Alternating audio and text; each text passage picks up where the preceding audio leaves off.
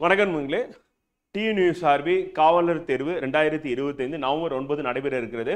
So இந்த தேர்வுக்கான application window start ஆயிருச்சு. இந்த எக்ஸாமுக்கு நீங்கள் அப்ளை பண்ணலாம். இந்த தேர்வுக்கான எக்ஸ்க்ளூசிவ் கிளாஸ் நம்ம அகாடமியில் ஸோ வார இறுதி நாட்கள் சனி மற்றும் ஞாயிற்றுக்கிழமைகளில் நடைபெற உள்ளது. இந்த classes free classes free live classes இருக்கு. இந்த வகுப்புகளில் எக்ஸ்பர்ட் ஃபேக்கல்ட்டி உங்களுக்கு கிளாஸ் எடுப்பாங்க. இந்த கிளாஸஸ் எல்லாமே நம்ம புக் பேஸ்டு கிளாஸஸாக இருக்கும். அதே சனி ஞாயிறில் நீங்கள் அட்டன் பண்ணுற கிளாஸில் இருக்கக்கூடிய சாப்டர்ஸ்க்கு டெய்லி டெஸ்ட் அப்படின்னு மண்டே டு ஃப்ரைடே எழுதுவீங்க. அது மட்டும் இல்லாமல் ஃப்ரைடே அன்னைக்கு நம்ம காவலர் தேர்வு எக்ஸாக்டாக அந்த பேட்டர்னில் 70 கொஸ்டின்ஸ் மாடல் 45 ஜிகேவும் 25 உளவியலும் நீங்கள் டெஸ்ட் ப்ராக்டிஸ் பண்ணுற மாதிரி தேர்வுகளும் இருக்கு. இந்த பேட்ச்ல நீங்கள் ஜாயின் பண்ணணும், அந்த ஃப்ரீ லைவ் கிளாஸ்ல ஜாயின் பண்ணணும் அப்படின்னா கூகுள் மீட்ல தான் உங்களுக்கு கிளாஸ் நடக்கும். ஸோ 93605339 அப்படி நம்பருக்கு காண்டாக்ட் பண்ணுங்க. 77084739 அப்படி நம்பருக்கு காண்டாக்ட் பண்ணீங்கன்னா ஃபர்தரான உங்களுக்கு டீட்டெயிலான கைடன்ஸ் கொடுப்பாங்க. ஸோ இன்னைக்கு நம்ம பார்க்க போறது 2023ஆம் ஆண்டு நடைபெற்ற காவலர் தேர்வுல ஹிஸ்டரி வரலாறுல இருந்து கேட்கப்பட்ட வினாக்கள் ஸோ அந்த வினாக்கள் பத்தி பார்க்க போறோம். ஸோ அதுக்கு முன்னாடி இந்த வரலாறு தலைப்பு நம்ம புத்தகத்துல எங்க படிக்கணும் 6ஆவதுல இருந்து 10ஆவது வரை அப்படி சொல்லிட்டு, ஏன்னா நமக்கு சிலபஸ் அப்படி சொல்லி காவலர் தேர்வு அப்படின்னு நம்ம எடுத்துக்கிட்டோம் அப்படின்னா ஃப்ரெண்ட் ஸோ அதுல நமக்கான சிலபஸ் அப்படின்றது கொடுத்துருக்காங்க. ஸோ அந்த சிலபஸ்ல ரொம்ப மினிமம் தான் டாபிக் மென்ஷன் பண்ணியிருக்காங்க. ஆனால் நம்ம ப்ரீவியஸ் இயர் கொஸ்டின்ஸ் காவலர் தேர்வில் இதுக்கு முன்னாடி முந்தைய ஆண்டுல நடைபெற்ற வினாக்கள், அது அப்புறம் சப் இன்ஸ்பெக்டர் எக்ஸாம்ல கேட்ட கேள்வி, அதுக்கப்புறம் சப் இன்ஸ்பெக்டர் காவலர் தேர்வு வரலாறு பற்றி ஒரே மாதிரி தான் சிலபஸ் இருக்கு. ஸோ அப்போ நம்ம ப்ரீவியஸ் இயர் கொஸ்டின் வச்சு நம்ம பார்க்கும்போது என்னென்ன டாபிக்ஸ் படிக்கணும் அப்படின்றத அனலைஸ் பண்ணி அதை இங்கே உங்களுக்கு டீகோடா கொடுத்துருக்கோம். அது முடிச்ச உடனே நம்ம நம்ம டிஎன்யூஎஸ்ஆர்பியோட காவலர் தேர்வு 2023 நடைபெற்றதுல கேட்கப்பட்ட வினாக்கள் நம்ம புத்தகத்திலேயே நம்ம டெஸ்ட்லயும் எங்க இடம் பெற்றிருக்கு அப்படின்றத பார்க்க போறோம். ஸோ டோட்டலா 70 கொஸ்டின்ஸ் லாஸ்ட் இயர் நடந்திருக்கு. ஸோ அதில் 60+ கொஸ்டின்ஸ் நம்மளுடைய அகாடமியோட புத்தகம் அதுக்கப்புறம் டெஸ்ட்ல இருந்து மட்டுமே வந்திருக்கு அப்படி பார்க்குறோம். இந்த தடவை நம்ம டார்கெட் அப்படின்றது 65+ கொஸ்டின்ஸ் நீங்க கரெக்டா போடணும் அப்படின்ற ஒரு நோக்கத்தோட நம்மளோட கிளாஸஸ் இருக்கும். அதுலேயும் உளவியல்ல கேட்கப்பட்ட வினாக்கள் பார்த்தீங்கன்னா 19 கேள்வி கேட்டிருந்தாங்க. அந்த தமிழ்ல 5 கேள்வி, மொத்தம் 24 கேள்வி தான் கேட்டிருந்தாங்க. அந்த 24 கொஸ்டின்ஸுமே இடம் பெற்றிருது அப்படின்னு சொல்லி பார்க்குறோம். அது மட்டும் இல்லாமல் ஜிகேலையும் இந்த தடவை பார்த்தீங்கன்னா அதிகபட்சமா வினாக்கள் இடம்பெறும் வகையில வகுப்புகள் கட்டமைக்கப்பட்டிருக்கு.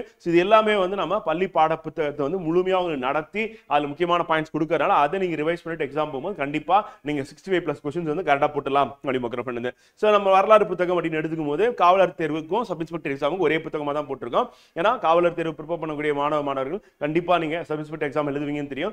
ஒரே புத்தகம் அப்படின்னும் போது இன்னும் சுலபமா நீங்க படிக்கிறதுக்கு வசதியா இருக்கும் அப்படின்னால போட்டிருக்கோம். இப்போ நம்ம சிலபஸ் அப்படின்னு எடுத்துக்கும் போது 10ஆம் வகுப்பு அப்படின்னு பார்க்குறோம். அது பாடநூலிருந்து வினாக்கள் கேட்கணும். சிந்து சமணி நாகரிகத்திலிருந்து இன்றைய நவீன இந்தியா வரையிலான இந்திய வரலாற்றின் தேதிகள் மற்றும் நிகழ்வுகள், உலக வரலாற்றின் முக்கிய நிகழ்வுகள் அப்படின்றதா நமக்கு சிலபஸா கொடுத்துருக்காங்க. ஸோ அதை நம்ம அனலைஸ் பண்ணி 6th இருந்து 10th அண்ட் சில இடங்கள்ல 11th 12th புக்லையும் சில டாபிக்ஸ் நம்ம டச் பண்றோம். ஸோ அதையும் நம்ம சேர்த்து படிக்கிற மாதிரி இருக்கும். ஏன்னா வரலாறு அப்படின்றது 10ஆம் வகுப்போட முடிக்காம 11th 12th போயிருக்காங்க.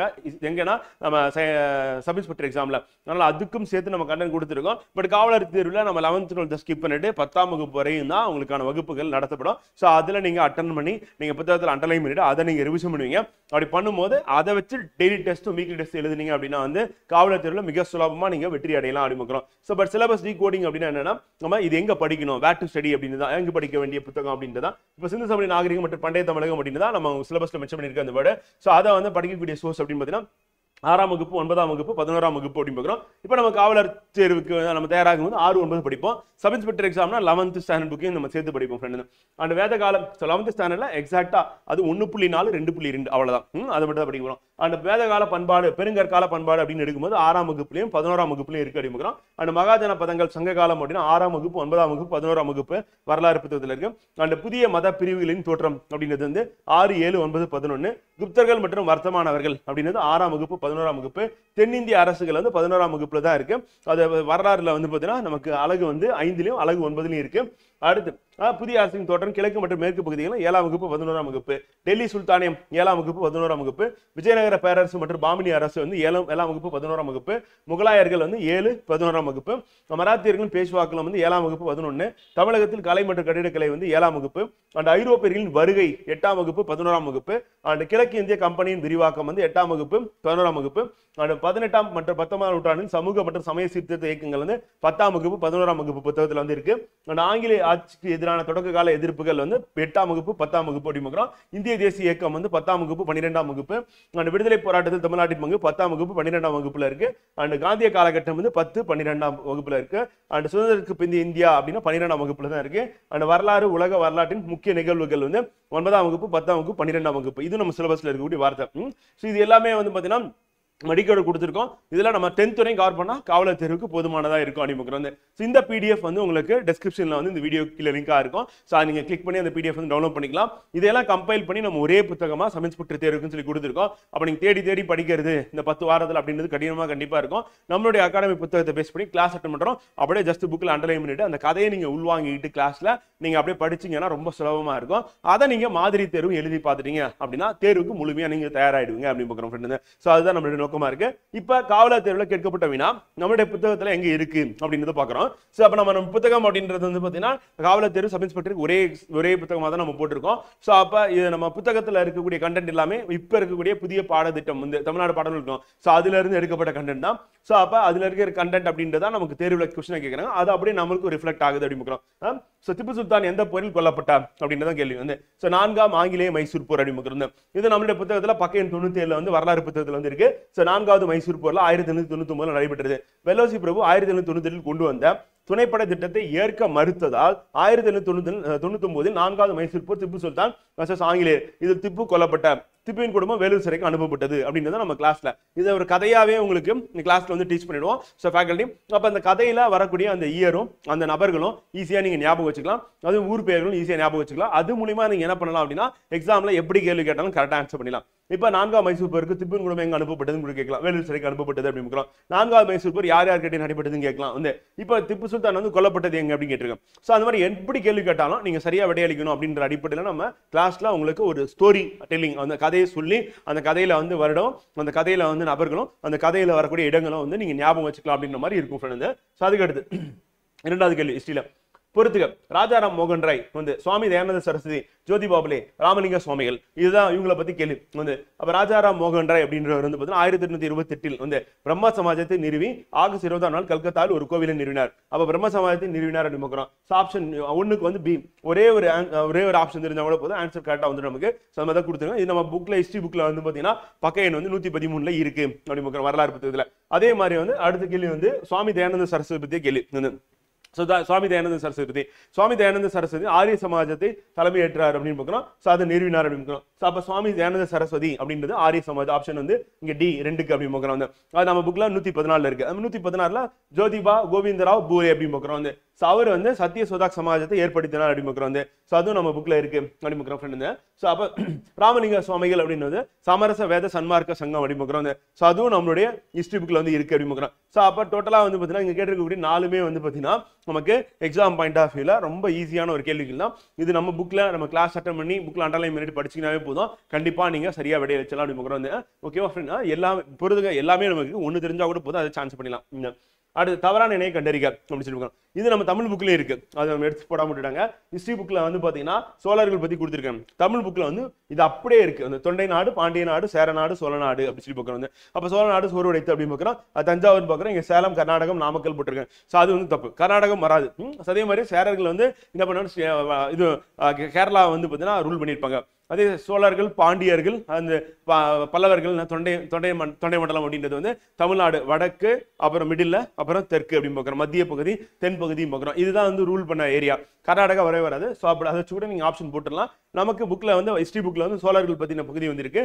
தமிழ் புக்ல ஃபுல்லாவே நமக்கு வந்து இருக்கு அப்படின்னு பார்க்குறோம். ஸோ அதுக்கு அடுத்து மொத்தம் எத்தனை கேள்வி பார்த்துருக்கோம் அப்படின்னா, முதல் கேள்வி வந்து சுல்தான் பத்தின கேள்வி, திப்பு சுல்தான் பத்தி. 2வது ராஜாராம் மோகன் ராய் வந்து.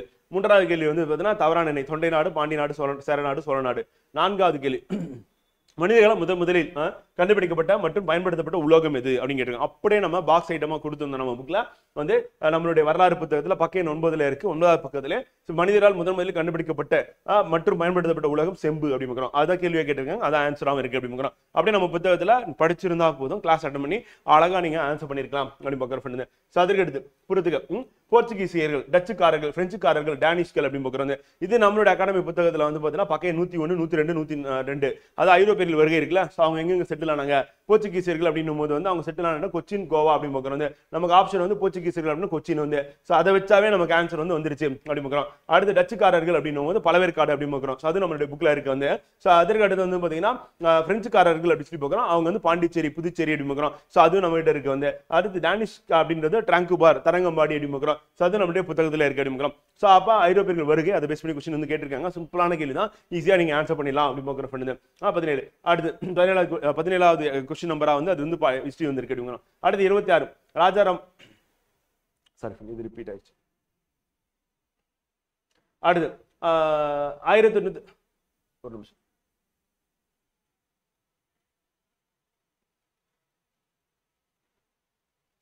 கொஸ்டின் பேப்பர்ல ரிப்பீட் ஆயிருக்குன்னு நினைக்கிறேன் ஃப்ரெண்டு. இந்த கொஸ்டின் அப்படியே ரிப்பீட் ஆயிருக்குங்க. 7லயும் இருக்கு 26லும் இருக்கு. சரி நான் செக் பண்ணிட்டு நான் நாளைக்கு வரும்போது சொல்லிடுறேன். நம்ம ஏற்கனவே டிஸ்கஸ் பண்ணியாச்சு.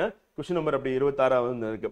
அடுத்து 27 1863 ஐசிஎஸ் தேர்வில் தேர்ச்சி பெற்ற முதல் இந்தியர் யார்? சத்யேந்திரநாத் தாகூர். இது அப்படியே நம்மளோட டெஸ்ட் கேட்டிருந்தோம். ஐசிஎஸ் தேர்வில் தேர்ச்சி பெற்ற முதல் இந்தியர் யாருன்னா சத்யேந்திரநாத் தாகூர். அது எக்ஸ்பிளனேஷன் கொடுத்திருந்தோம். 1863 ஐசிஎஸ் தேர்வில் தேர்ச்சி பெற்ற முதல் இந்தியர் சத்யேந்திரநாத். இவர் கவிஞர் ரவீந்திரநாத் தாகூரின் மூத்த சகோதரர் அப்படின்னு. இந்த மாதிரி நம்ம எக்ஸ்பிளனேஷன் கொடுப்போம் ஒவ்வொரு கொஸ்டினுக்கும். ஸோ அது கூடுதலா இன்னும் சில தகவலை கொடுக்கும். அது மூலியமாவும் நீங்க கண்டென்ட் இன்னும் ஆட் பண்ணிக்கலாம் அப்படின்னு. ஸோ அப்போ நம்ம கிளாஸ் புக் பேஸ் பண்ணி எடுப்போம். அதுக்கப்புறம் டெய்லி டெஸ்ட் எழுதுவீங்க, அதுக்கப்புறம் வீக்லி டெஸ்ட் எழுதுவீங்க. அதுக்கான எக்ஸ்பிளனேஷன் வீடியோ இருக்கு, வீக்லி டெஸ்ட்டுக்கு எக்ஸ்பிளனேஷன் பிடிஎஃப் கொடுப்போம்.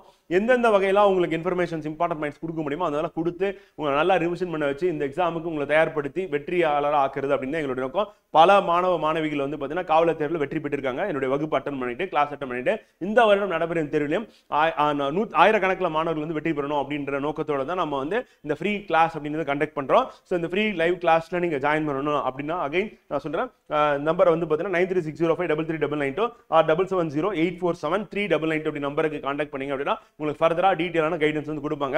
நம்ம இன்ட்ரோடக்ஷன் கிளாஸ் மண்டேல இருந்து நம்ம ஃப்ரைடே வரையும் பார்ப்போம். அண்ட் சாட்டர்டே அண்ட் சண்டே இந்த வாரமே உங்களுக்கான வகுப்புகள் தொடங்கிடும். காரணம் வந்து நவம்பர் 9ஆம் தேதி எக்ஸாம் இருக்கிறதுனால அப்படி பார்க்குறோம். 2 வாரங்கள் கழித்து நமக்கு டெஸ்ட் ஆரம்பிச்சிடும். அந்த டெஸ்ட் நீங்க எழுதி பார்க்கணும் அப்படின்றது கட்டாயமா பண்ணணும். ஏன்னா நம்ம நவம்பர் 9ஆம் தேதி நீங்க எவ்வளவு படிச்சிருக்கீங்க, என்ன படிச்சிருக்கீங்க, என்ன ரிவிஷன் பண்ணிருக்கீங்க அப்படின்றது அடிப்படையில் தேர்வு வச்சு தான் உங்களை செலக்ட் பண்ண போறாங்க. அப்ப அந்த மாதிரி தேர்வு தொடர்ந்து எழுதுறது அப்படின்றது நேர மேலாண்மைக்கு அது ரொம்ப ரொம்ப முக்கியம் அப்படின்னு பார்க்குறோம். அதே நேரத்தில் நல்லா ரிவிஷன் பண்ணீங்க அப்படின்னா மெமரி ஆயிடும். அது மெமரி ஆனதை எக்ஸாமில் உட்காரும் போது அது நினைவுபடுத்தி நீங்க சரியா ஆன்சர் பண்ணலாம் அப்படின்னு பார்க்குறோம். ஸோ அதன் அடிப்படையில் தான் நம்ம வகுப்பு வந்து இருக்கும் அப்படின்னு பார்க்குறோம். ஸோ நம்மளுடைய அகாடமி வந்து பார்த்தீங்கன்னா முழுக்க அந்த காவலர் தேர்வு சப் இன்ஸ்பெக்டர் தேர்வில் அந்த எக்ஸாம் பேட்டர்ன் என்ன, ப்ரீவியஸ் கொஸ்டின் எப்படி கேட்டிருக்கோம் அதன் அடிப்படையில் தான் நம்ம புக்கையும் ஃப்ரேம் பண்ணியிருக்கோம். அண்ட் கிளாஸஸ் அதன் அடிப்படையில் ஃப்ரேம் பண்ணியிருக்கோம். வெயிட்டேஜ் அதுக்கு தகுந்த மாதிரி கொடுத்துருக்கோம். அண்ட் டெஸ்ட் ப்ராக்டிஸ் அப்படின்னு எடுத்துனா அந்த TNSRB ஸ்டாண்டர்ட்ல கொஸ்டின்ஸ் வந்து இருக்கும் அப்படின்னு பார்க்குறோம். இதை சரியா பயன்படுத்துறீங்க அப்படின்னா இந்த வருடமே நீங்க சீருடை பணியாளர் தேர்வாணையம் மூலமா நீங்க செலக்ட் ஆகி சீருடை அணியலாம் அப்படின்றதுல எந்த ஒரு மாற்று கருத்தும் இல்லை. கண்டிப்பா வெற்றியாளராக நீங்க இந்த வருடம் அமையும், வெற்றியான வருடமா இந்த வருடம் உங்களுக்கு அமையும் சொல்லி பார்க்கலாம். All the best.